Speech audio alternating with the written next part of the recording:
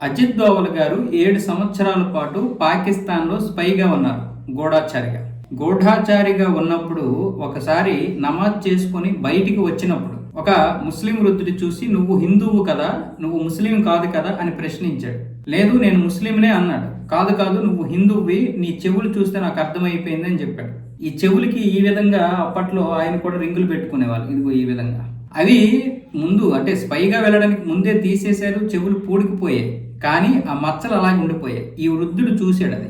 అప్పుడు ఆయన గద్దించేసరికి అజిత్ దోవల్ గారు తప్పించుకోవడానికి తీవ్ర ప్రయత్నాలు చేశారు.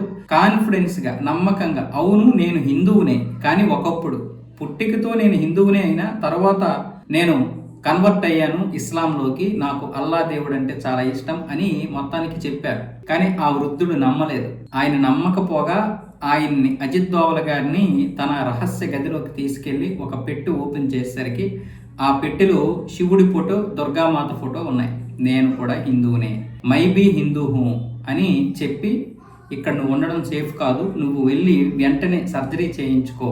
ఇక్కడ కమ్యూనల్ హింసలో మా యొక్క కుటుంబం కోల్పోయాను. నేను నా కుటుంబాన్ని కోల్పోయిన తర్వాత నేను ఇప్పుడు ఇక్కడ ముస్లింగా బ్రతకాల్సి వస్తుంది. కానీ నేను హిందువుని, నేను రోజు ఈ యొక్క శివుడికి, దుర్గామాతకి పూజ చేసుకుంటాను అని చెప్పారు. ఈయన ఇప్పుడు దురంధర్ సినిమా విడుదలైంది కదా, ఈ దురంధర్లో మాధవన్ పోషించినటువంటి పాత్ర ఏదైతుందో అది అజిత్ దోవల్ గారికి దగ్గరగా ఉందని ఇప్పుడు చర్చ జరుగుతుంది. దాని గురించి మీడియా అడిగినప్పుడు ఈ విషయం బయటపడింది.